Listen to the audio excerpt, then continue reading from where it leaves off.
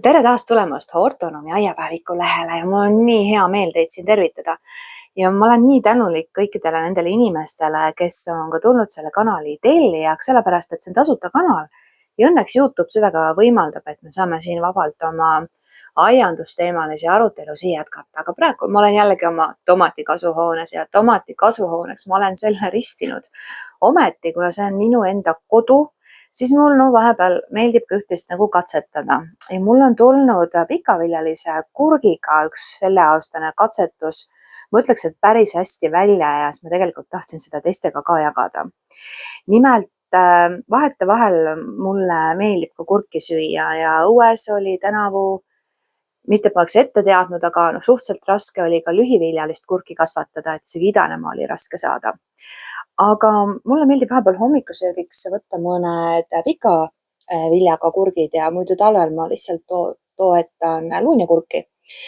Aga kuidas seda kasvatada selliselt, et väiksesse kasvuhoone mahuks ära muidugi tomatid ja siis veel kurgid ka, sellepärast et tegelikult nad vajavad ju kasvamiseks mõlemad väga erinevaid tingimusi. Aga kuna see on minu koduaed, siis ma siin seda saagikust kilode kaupa täpselt nagu taga ei aja. Mulle on pigem tähtis see, et ma saaksin mitmekesiselt süüa natuke ühte ja natukene teist. Siis ma katsetasin selle pikaviljalise kurgiga natukene teistsugust taime kujundamist ja sidumist. Et kui tegelikult pikaviljalise kurgiga niimoodi õpiku näide on selline, et mingi hetk lihtsalt näpistatakse ära selle taime latv ja jäetakse alles 3-4 seda kõlgaru, mis siit lehekaenlast nagu tuleb. Nüüd praegu siin on selline väike, mida ma näitan, aga tegelikult siin on väga suur jõud taga. Ja siit siis tegelikult tuleks see põhisaak. Et ta tuleks siis niimoodi üles siduda natukene nagu spaleeri. Aga minul on siin vähe ruumi ja mul ei ole nagu nii palju vaja ja mul ei ole vaja endale kurgi uputust korraldada. Siis ma nende 2 taimega proovisin seda teistmoodi sidumist. Ja selleks ma valisin endale sellise sordi nagu laureeni ja selle ma leidsin ka Hortikumi e-poest. Ja võtsin laureeni sellepärast, et ta on hübriidne ja kiirekasvuline. Et siin on ka siis selle sordi nime taga on see F1, mis vihjab, et seemet ei ole mõtet sellelt kurgilt küll võtta. Ja teine põhjus on see, et ta on ka partenokarpne ehk et ta siis tolmneb ise. Et need õied siin, nemad ei vaja absoluutselt tommelda ja abi. Et igal juhul, kui õis on vili ka kohe järgi tulemas. Aga mis ma siis tegin nagu teistmoodi, et need 2 taime siia tomatikasvuhoonesse ära mahuvad?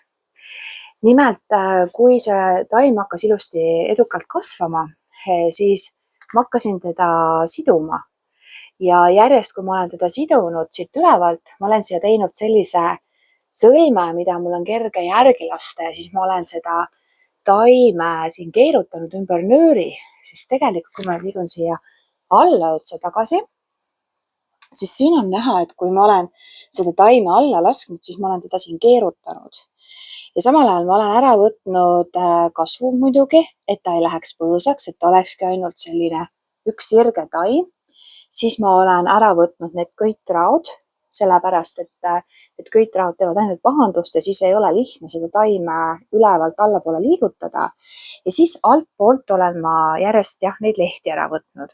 Ja sellega on ka üks selline lugu, et kuidas seda viisakalt öelda, jube palju on olnud sel aastal igasuguseid kahjureid ja siin tomatikasvuhoones ka. Kurk on esimene taim, kelle peale lähevad kedriklestad ja ka lehetäid, kuigi lehetäid lähevad rohkem taime tippu. Ja kui ma seda lehte ka praegu läbi kaamera vaatan, siis ma näen siin ripslase varast kahjustust. Et see varajane kahjustus on juba see, et kus nagu mõistlik on see leht ära võtta. Aga selle taime kujundamise juures ongi mõte selles, et ma võtan selle alumise lehe ära ja sellega ma viin ka siis need taimekahjurid siit kasvuhoonest välja. Ja siis siit jääb jällegi järgmine lehekaenlast tulev vili kasvama. Ja tema lehe ma jätan praegu veel alles, sellepärast et see leht siis toidab seda vilja. Ja kui ma selle vilja ära võtan, siis ma võtan jälle siit selle kasvu ära, köitrao ja siis lasen ta lihtsalt jälle siia allapoole. Ja kasvan seda samamoodi ja väetan nagu ikka kurki. Aga jah, boonus ongi see, et ta on siin pidevas nagu liikumises ja kui ma vaatan selle taime seda latva ka, mis siis koos selle sidumispaelaga no iga nädal järk-järgult allapoole liigub, et on ikkagi selline ilus ja värske ja kui meil praegu on siin septembri lõpp, siis ma ikka veel saan siit endale kurki hommikusöögiks võtta, mis on ka siis minu eesmärk. Nii et aiandus ongi üks lõputu proovimine ja katsetamine ja just koduaedades, kus on siin palju rohkem sellist paindlikkust ja palju pingevabam, siis mina ikkagi soovitaksin ka proovida erinevaid variante ja siis leidagi see, mis endale kõige rohkem sobib. Nii et toredat aiandamist ja katsetamist.